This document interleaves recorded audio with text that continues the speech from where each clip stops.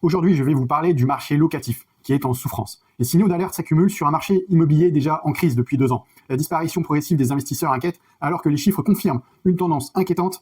En 2 ans, la part des investisseurs est passée de 30,6% en 2022 à 25,5% en 2024 des projets immobiliers. Une érosion progressive qui laisse entrevoir un marché locatif en souffrance.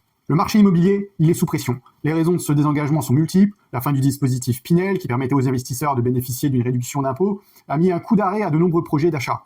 De plus, les contraintes liées à des passoires thermiques, liées au DPE, avec des logements classés G, bientôt les F, peut-être même les E, qui vont très vite arriver, et font que ces logements locatifs ne vont plus pouvoir être dédiés à la location ni même à l'habitation.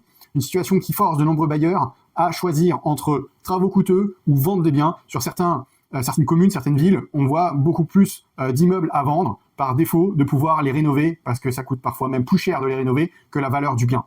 L'autre point de friction, la fiscalité, la hausse des taxes foncières alourdit les charges, tandis que les taux d'intérêt, bien qu'en légère baisse depuis quelques mois, restent un frein pour de nombreux investisseurs.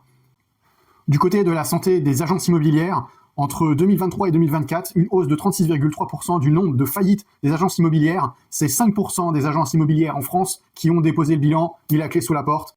Merci d'avoir suivi cette vidéo. Mettez-moi un like et commentez, ça me permet d'avoir un meilleur référencement et de savoir davantage ce qui vous plaît dans mes vidéos. À bientôt.